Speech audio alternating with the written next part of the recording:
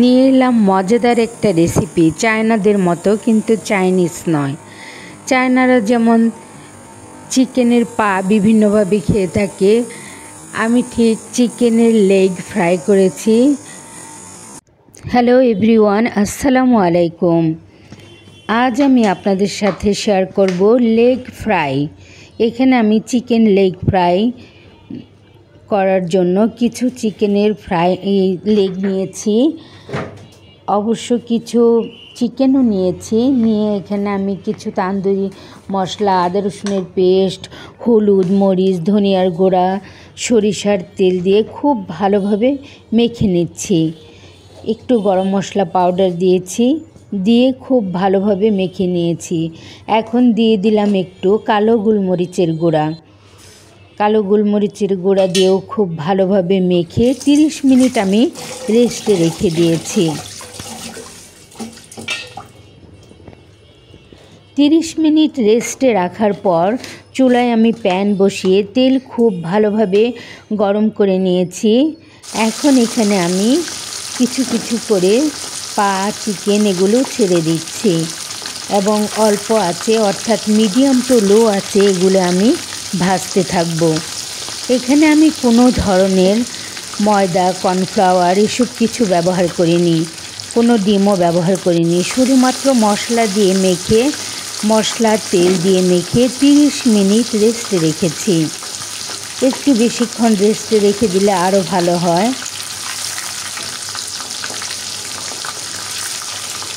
এই তো দেখতে পাচ্ছেন, আমি একটু ঝাল ঝাল করে মশলাটা মেখেছি।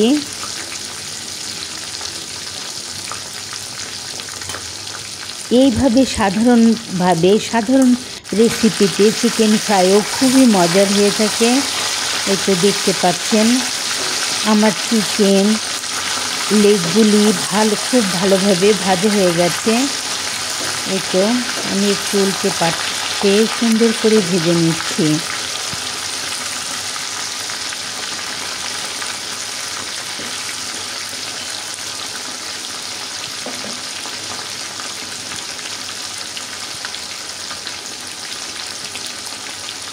এই তো এই ব্যাস ভাজা শেষ, আমি এখন এগুলো তুলে নিচ্ছি।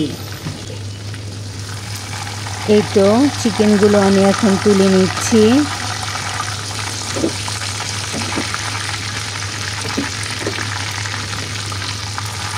সবগুলো চিকেন তুলে এখন অন্য ব্যাচ দিয়ে দিচ্ছি। আবার যেগুলো ছিল ওইগুলো আমি দিয়ে দিচ্ছি, দিয়ে আবার মিডিয়াম টু লো আছে খুবই আস্তে আস্তে এই ব্যাচও আমি ভেজে নিয়েছি। চিকেনের যে মশলাটা ছিল ওখানে আমি কিছু খোসাসহ আলু কেটে মেখে নিয়েছিলাম।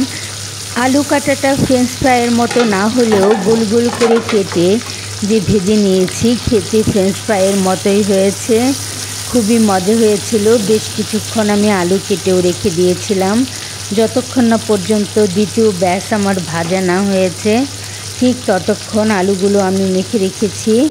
এখন এগুলো আমি ভেজে আস্তে আস্তে সব কিছু তুলে নিচ্ছি। আমি যে লেগ পিসের রেসিপিটা দেখালাম, চিকেন লেগ পিস, আসলে এটা খেতে ভীষণ মজা। একবার হলেও আপনারা ট্রাই করে দেখতে পারেন। ভাববেন না যে চিকেনের পা কেমন হবে, এইভাবে ফ্রাই করলে ভীষণ মজার হয়। সবাইকে অসংখ্য অসংখ্য ধন্যবাদ। আসসালামু আলাইকুম।